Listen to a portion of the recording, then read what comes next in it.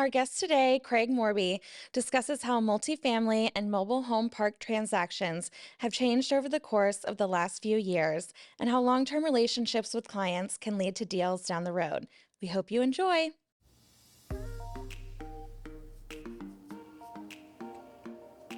In Our Expert Opinion podcast is brought to you by SVN Saunders Ralston Danza Real Estate, a full-service land and commercial brokerage with almost $4 billion in transactions since 1996.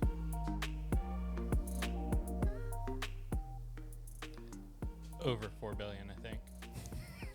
Over $4 billion in transactions since 1996.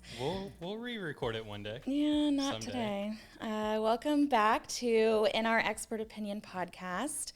I'll get it out of the way now. Please rate, review, subscribe, whatever else. Anywhere you listen to podcast, it'll work. Yeah, hopefully one day I'll get enough listeners to where I can be sponsored. I just asked our marketing, one of the marketing directors, Emily, I was like, when do I start getting really cool free stuff? Jewelry, makeup, free trips. And she said I was a long way away from that. So not to worry about it just yet. What's the biggest number as far as listeners? I don't even know. So you need to know these I statistics to know. get free stuff. I That's all know. I'm saying. When we first started out, I was really paying attention to it. And now I'm just I don't know.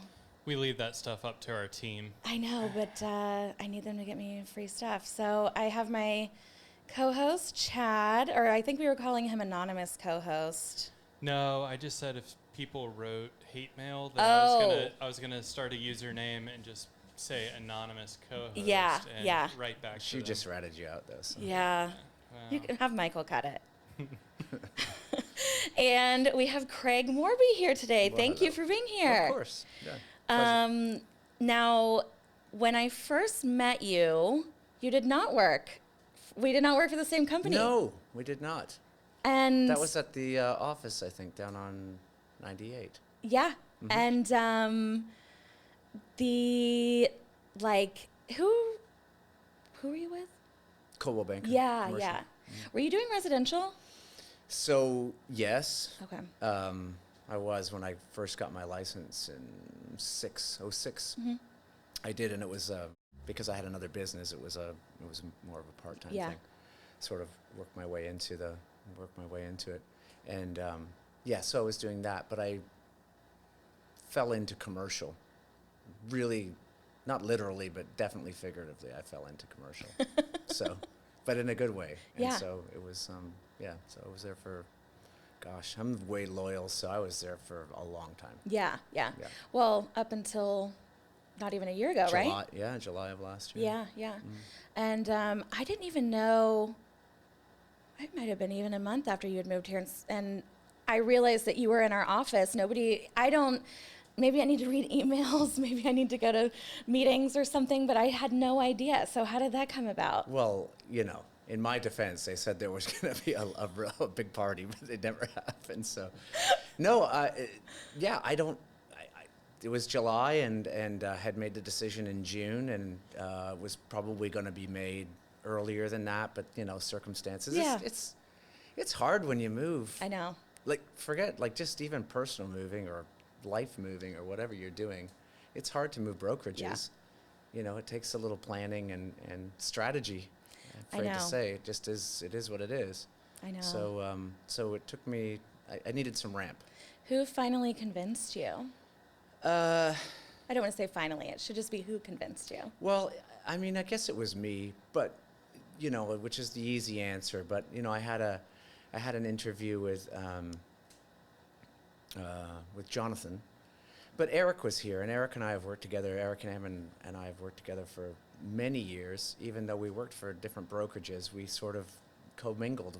We made it happen, and it worked. Yeah. It was okay. I don't know if the honchos here were super happy, and I'm sure my people on the honcho side on Coldwell Banker weren't super happy, but it worked, and we were able to sort of sell the best of both worlds, I guess. Oh, yeah.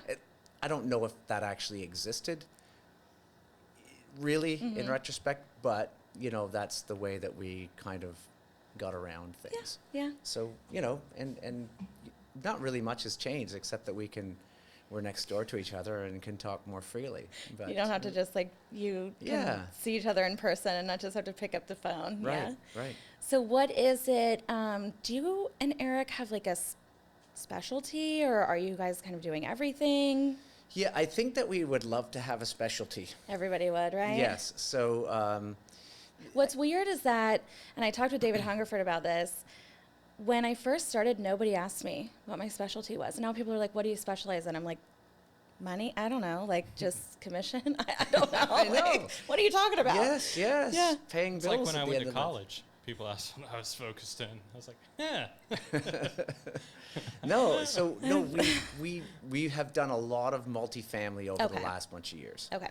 And we have done a lot of mobile home parks, which are really, such a rare, well, it's certainly not rare, but there's a lot of really interesting detail to mobile home parks and the way they work and the constitution that I tell people that you need to have to be able to manage one of those as owner manager. So I think that we like that business because we're familiar with it, but honestly, if you read the profiles, we've done pretty much everything. And if you looked at our, the list of stuff that we've got listed or the things that we're working on right now, you would say, oh, is that my phone? Oh, I was like, is somebody playing a guitar? Yes, that's, They probably can't even hear it. So Yeah, that's cool. That's funny. I really thought that somebody was like strumming a guitar next door, and I was like, really? What is going on out there that I wasn't no, invited I like this to? diversity in our office. This is good. So if you look at the stuff that we've got listed or things that we're working on, you wouldn't necessarily say, oh, those guys are, multifamily Okay. specialists. Not in the sense that some of the other folks in the office are very specialized, Yeah. or some of the friends and colleagues in the local area are. But I like being general. I like to learn about everything. Me too. And I do learn every day.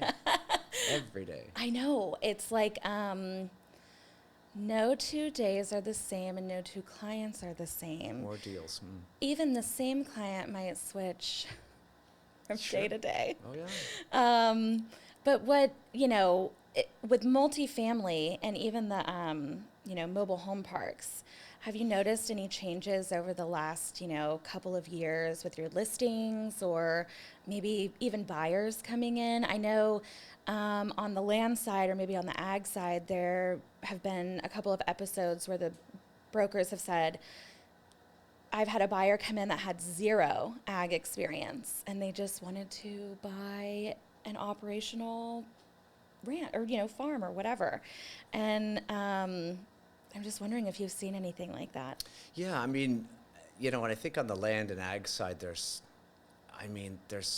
such a lot of detail about the type of, soils and Yes. this and that. It's and look, everybody specializes and stuff. So if you ask, David or Clay here, they could, or Dean, obviously, they could spin tails, right? And they know everything. So on the multifamily side, yeah, I mean, the biggest thing that we've seen in the last few years is, we call it the Mobile Home Park 101 people. So there's a lot of people who watch stuff on multifamily and think that I need to get into this. And there's a lot of young people that want to get into that kind of business because they see the dollar signs, of course, because you've got, one plot of land and a lot of rent coming in. Yeah. And so we've seen a lot of that. And we've sold some parks to some young guys who are fairly sophisticated and know what they're doing. And then the other thing we've seen, of course, like everything else over the last few years, is the increase in price per unit and the decrease in the cap rate. Because, going back a few years, no one would really look at a mobile home park if it wasn't, producing a 12 to 14% cap, because the risk gosh. is fairly high, Yeah, right? yeah. These are week to week folks. Yeah.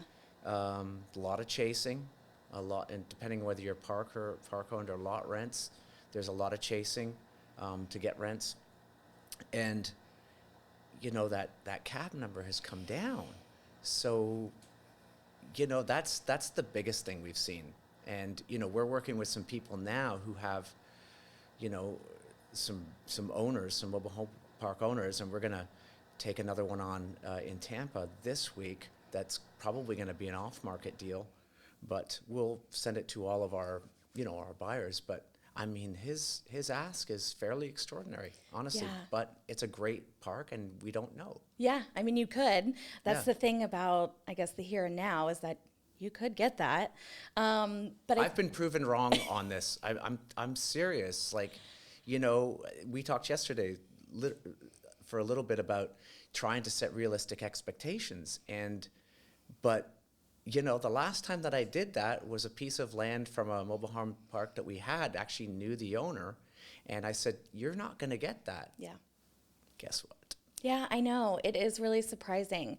But I also have some concerns about even the last, like, let's say 4 years, and how basically you could get any price you wanted. And now we're kind of seeing, I think, is a slowdown, or at least hesitation from buyers not wanting to buy at top dollar anymore. Whether it's interest rates or availability, whatever that may be. But I'm just wondering, and you did say something yesterday that I actually really liked and laughed about for a long time. Whenever I said, we're advisors, we're supposed to be advising people, and you said you were going to switch your title to suggester. Yes, I think we're suggesters. I do too. In this market anyway. I mean, you're right, because, even going back a year, there was such a FOMO thing going on Yeah. with all the buyers, whether it was, and for certain properties, don't get me wrong, there still is. I'm doing a deal right now with somebody in our office for a downtown property that I told a buyer of ours that I said, you need to get this property. Mm-hmm. And he listened. But there's for certain properties, there's and residential, I think you can look at and say there's FOMO. People are just want to jump on things, and you're seeing that pause now because of interest rates and everything else that's going on. So yeah, I mean, I know it's really hard to, I think, get anybody, but sellers now, because they dominated for a couple of years, I think it's really hard to get them into a realistic range of yeah, we can try it your way for 3 months, but then we're going to have to try it my way.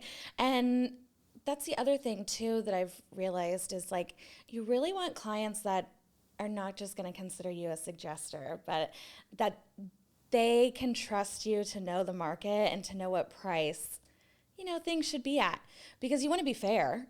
no. I mean, you want to make your client money, of course, but you got to be fair. We have a new listing this week, and it's a downtown property. I'm super excited to have it. And I told him what I think we can get. Yeah. And he said, "Yeah, let's list it for this." I said, "Or we can list it for that."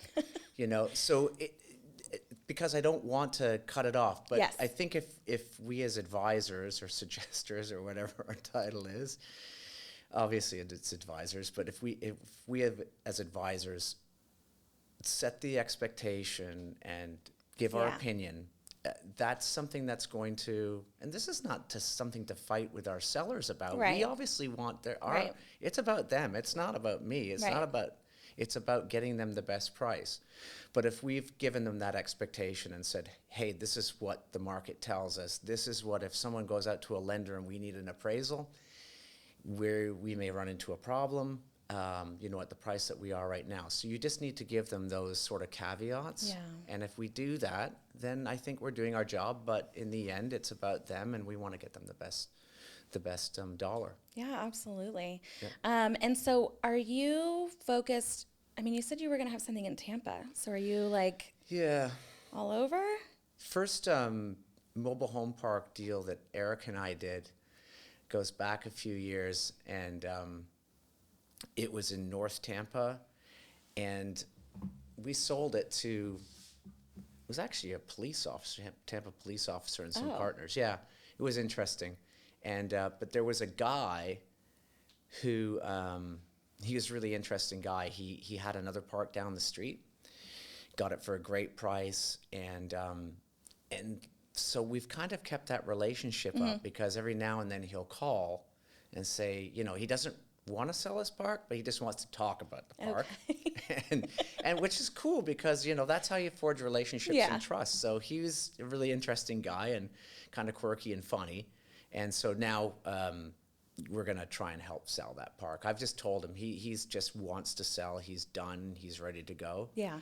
But he also doesn't want a big, what he feels is a huge commitment to a brokerage. He wants to keep his options open. And so for us, you know, right now in this market, we want to try and be creative. And we have a good cadre of buyers and other parks listed. And so maybe we can divert those folks to this one if that doesn't work, you know, and then keep building the trust, because you just don't know where those things lead down the road. I don't know how many other mobile home park owners he knows. Right, and so right. That's kind of the way I look at it. It's big picture. Yeah. It is a little bit scary to go into a relationship with a seller with kind of without that security of a commitment, Yes. you know. Flying without a net. Yes, it is scary, because you just don't know, you know, what's going to happen with people or how they're going to feel come time to close. But I do think that you're right, kind of in this climate that we're in, that you do have to be creative and really build a foundation with somebody. Sure. And, you know, hopefully they'll. Listen, we have a certain agreement in place that protects us if we bring a buyer to him. Okay. But I've told him unequivocally, listen, if you've got somebody that you had before, I'm just going to trust you to be a good partner with us. Yeah. And if you want our help, we're here. But Yeah. you know, he's got certain obligations, and he doesn't have to follow through with others. And that's okay. That's okay. I feel like in this situation, it's probably the best we're gonna get. Yeah. And I'm okay with that. Yeah. And we'll keep our fingers crossed that it works out and we can bring him someone. I know, but it is cool that you get to work with them after, how long have you known? Oh my gosh. God, it's gotta be 8 years. Okay. I know. Finally time. And the price of his park goes up, you know, weekly, and it's cool. It's a lot rent only park, and it's super clean, and you know, but he's gonna want a big price that he knows is a big price for the market that we're in. Yeah. So, But I told my dad like 3 years ago, I'm like, if you really need to get on these mobile home parks, he didn't listen to me, and we talk about it about maybe every other week. I'm like, remember when I told you to do this and you didn't? Right. And he's like, I do remember, and I like regret it. And it's so funny, because up until I started working here, I never really thought about mobile home parks as being this like wonderful income producing, you know, revenue for people, or them being so in demand or, you know, desirable for buyers. And it just seems like as soon as one goes up, you're getting in multiple offers. You're gonna get a lot of reaction. The same thing with multifamily too. I feel like I know even some people younger than me who are looking to buy, you know, triplex, duplex, whatever it is, and I'm like, okay, that's amazing. But I just feel like the prices are so high. Yeah. I'm like, oh my gosh, I can't imagine. I don't know. Yeah. So, I mean, there's some people that go into it with, you know, I'm going to we had one recently, not that recently, but maybe a year ago, where one of our investor guys was selling one here locally. And he said, I'm going to put my mother-in-law in one, and then I'll just make so it's not always for something like a duplex or triplex. There might be some other motivations beside just a return. Yeah. But yeah, the prices are high, and so you've got to marry up what that return looks like versus your cost per square foot, because that comes into play a lot on that type of stuff. And So now are you,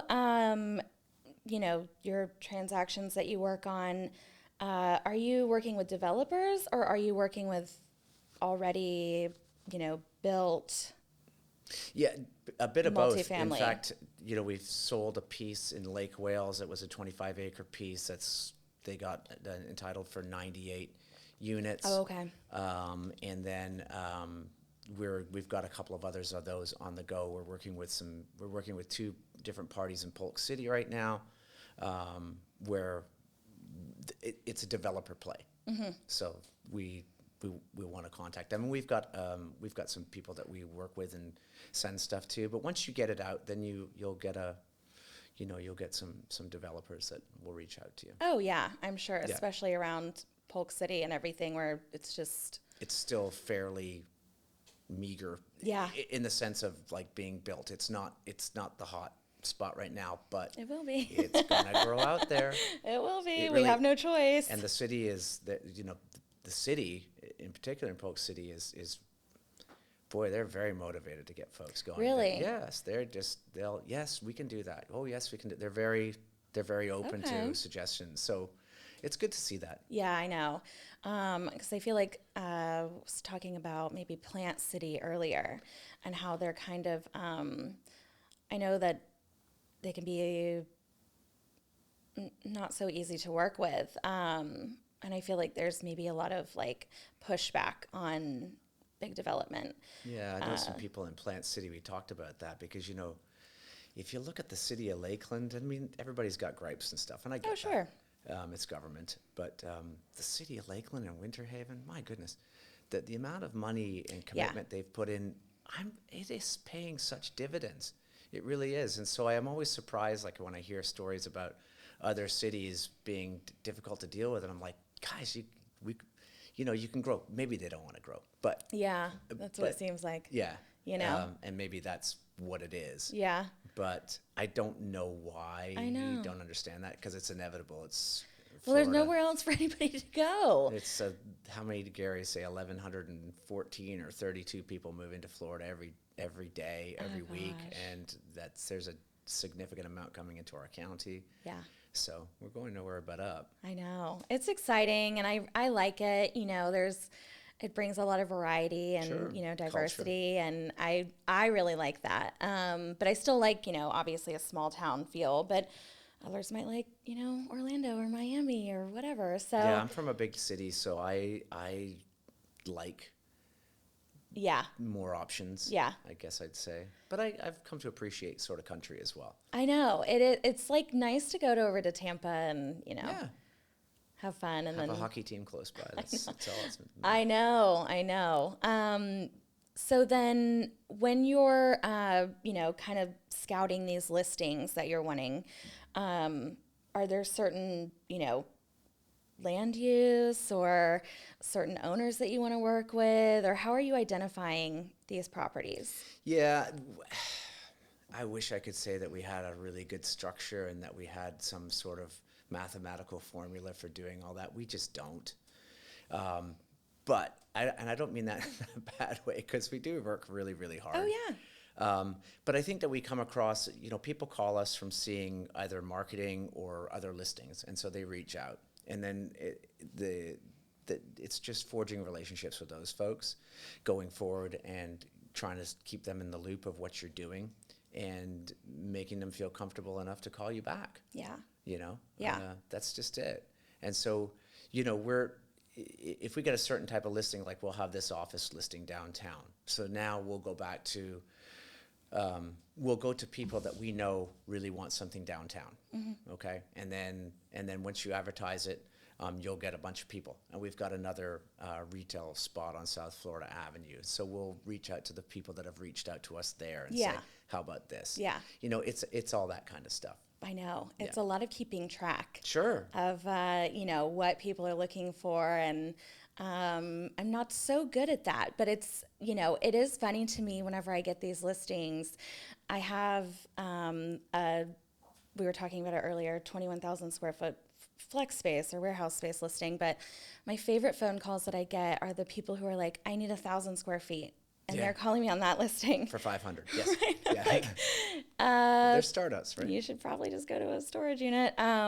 But you know, it's a lot of keeping track of like those people because you never know what you're going to come across for them. No, and so the people that I've helped in those situations that we've helped, you know, sometimes you think, oh, this is a small thing. So I got involved with another broker in town asked me to handle a sublease. So I really like this guy. He's super professional, super good guy, super honest. And I said, no, I can do it because I said, sure, I'll help. And so I got folks from their office to sublease this one. And then I got them a full-time lease with the one they were moving into. And of course they said, well, can you sublease our office now? And so so they were small deals, Yes. right? But they were so appreciative of Yeah. everything that you did for them. Yeah. And they're going to buy an office soon. Yeah. And I'm probably, you know, we're probably the team they're going to reach out to Right. to ask us to help them. I know it is. You got to be nice to everybody. No, and no deal. Like I appreciate every deal, and I am not kidding. I do. Yeah, yeah. I appreciate every deal that I get. I appreciate every check that I get. You know, Yeah. whether it's bigger or smaller, it doesn't really matter. Yeah. I mean, obviously, you need to pay the bills, but I'm appreciative of everything Absolutely. that someone brings my way, and I hope I can help somebody because a lot of times it's a startup, and Yeah. we've all been there. I'm I old. know. I've been there. I get it. It is hard for these startups. You know, moving into any type of retail or office, Sure. it's a lot of expense up front.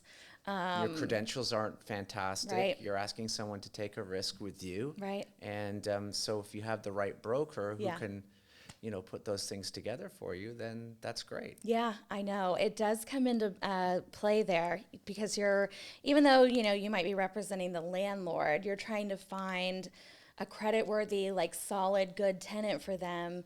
And so you're kind of advocating Yeah. on behalf of, you know, if they don't have a broker, if they're unrepresented, the tenant or buyer or whoever.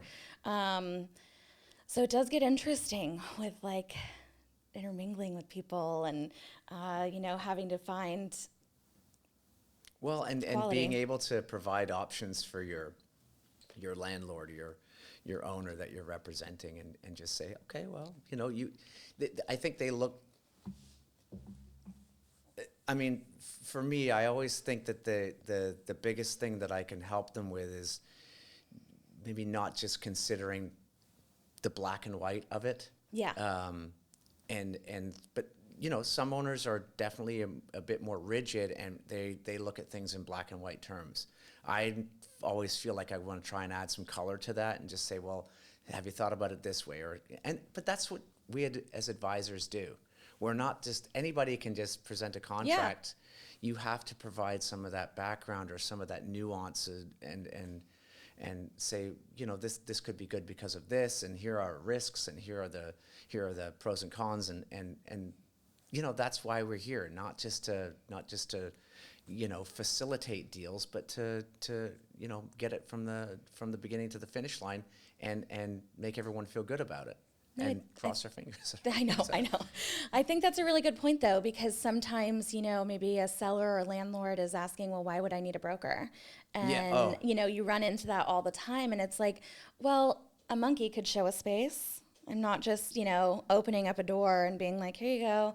I am really getting into the weeds here, and I'm, you know, figuring out what's going on and what this person is all about, and providing, like you said, not just black and white scenarios. It's not just A and B. It can be A, B, C, D, E, Sure. all the way to Z.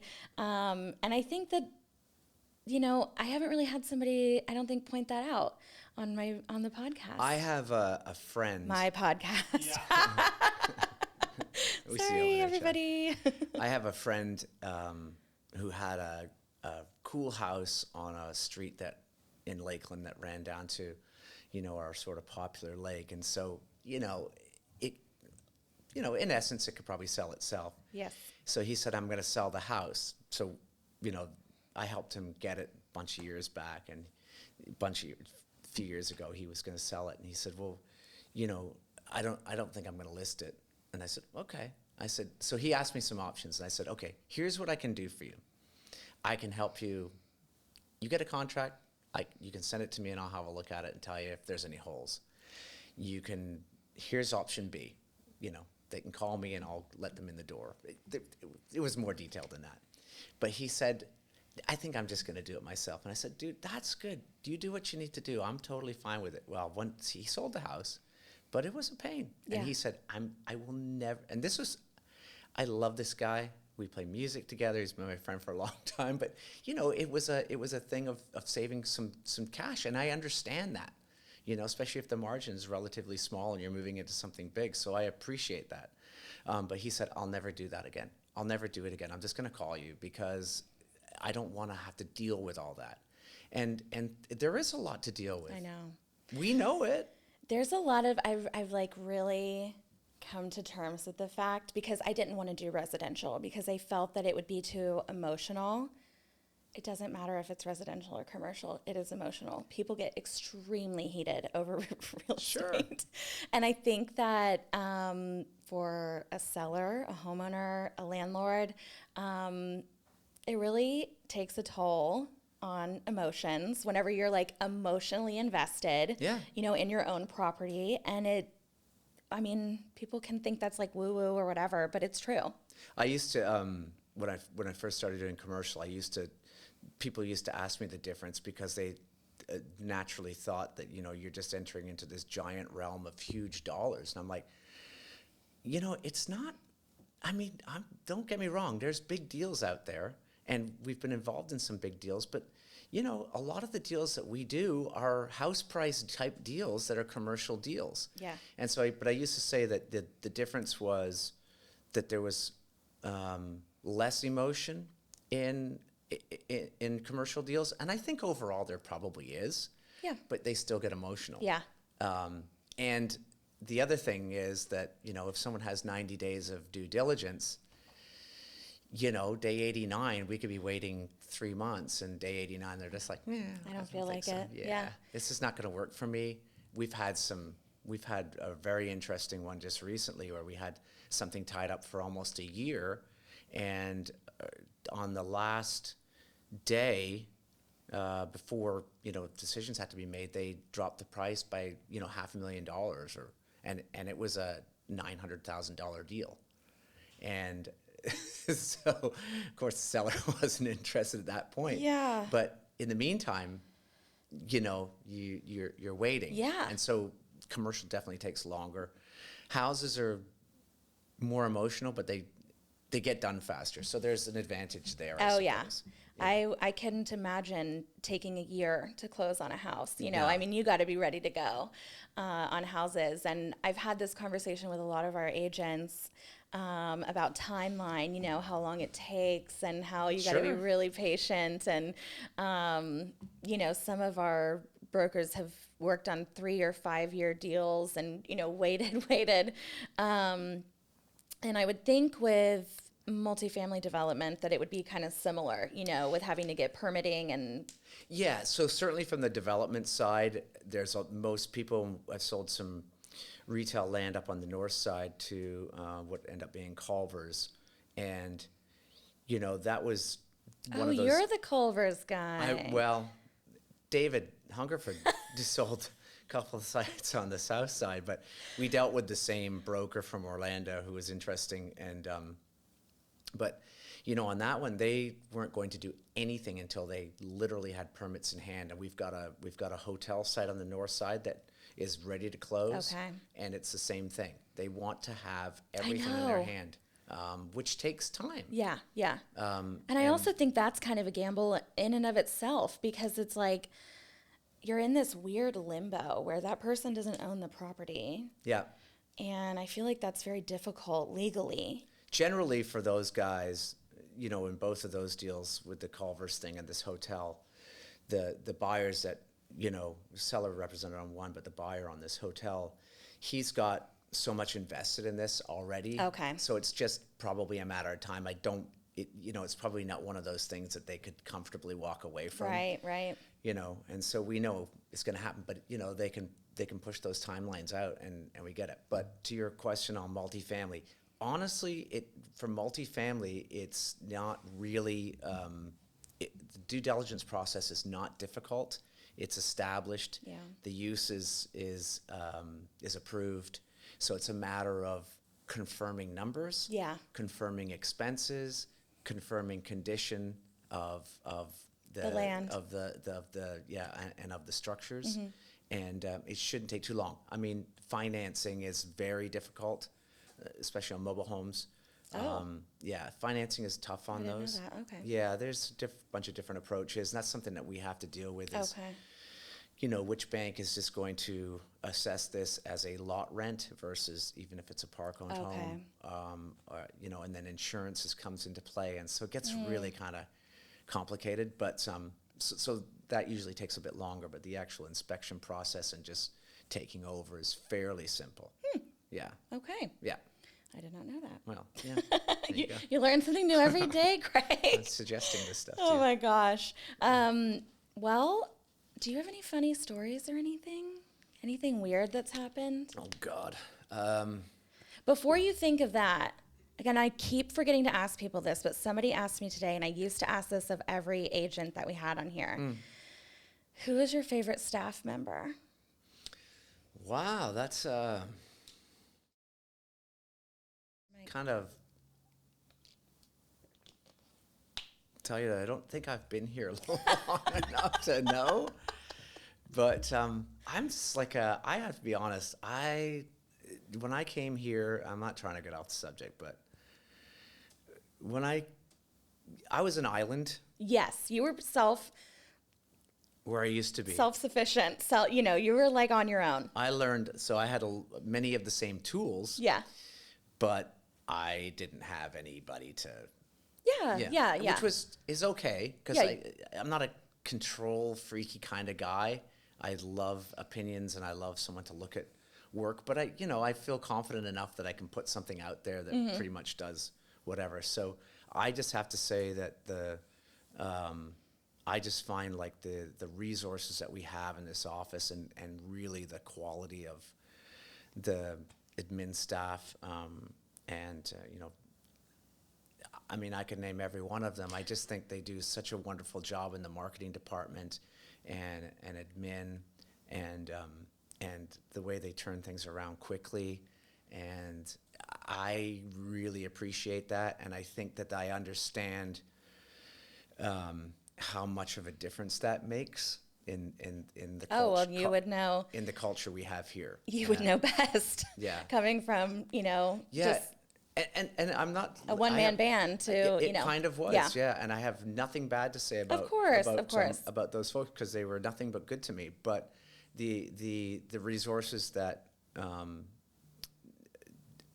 Dean and Gary and Todd have put into this place is pretty staggering. And then Jonathan, Tyler, and just that whole support group and marketing and I know. Micrah I'm Cruises just of the gonna world. tell. I love them. I know. I'm I just gonna appreciate it. tell my BFF Bridget that you said it was her. You don't have to, but I'll just say that it was her. And then, who's your favorite broker here? I'm just going to go with Eric because he's my Yes, partner. I was hoping that you were gonna say that. And he's just like this interesting guy. He is. He's got a very, very dry sense of humor. Yes. Once you get to know him, and he's just a very solid, smart, dependable. He's very giving. He's very charitable. Oh. Very.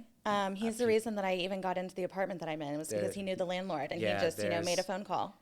I'm telling you this, and I am not exaggerating. If someone needed help, Yeah. he wouldn't. If he knew them or didn't know them, he would drive to Miami right now. I'm telling you, he would do it. I do believe He's that. just, and I always kind of give him the look. Really? Why? You shouldn't be mean like me. Be a little meaner. He's just not. He doesn't. He's not. He's just not that way. Yeah. Plus, he's a really good partner. I think we have a good sort of mix of personality and traits that kind of help. Yeah. And so he's a good guy to work with. Good. I was hoping that you were going to say Eric. Yeah. Well, maybe we'll have to save the funny. Did you think of a funny story? We can save it for next time. Let's save it for next time. Let's save it for next time. Well, thank you so much for coming on. This has been very enlightening. I did learn something new. I hope Chad did too. Oh, yeah. All about mobile home parks. Oh God. Now Chad's ready to go. He's going to be knocking on your door to buy a mobile home park.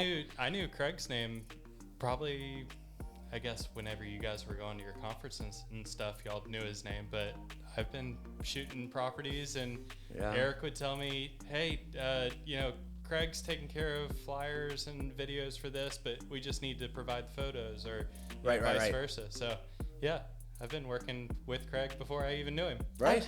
Okay. Isn't that great? Yeah. Too bad Chad wasn't your favorite staff. It was too pandering. That's right. Sitting right here with him. Well, thank you so much, and thanks everybody for listening. I appreciate what you guys do here. Thanks, Craig. Thanks. Yeah.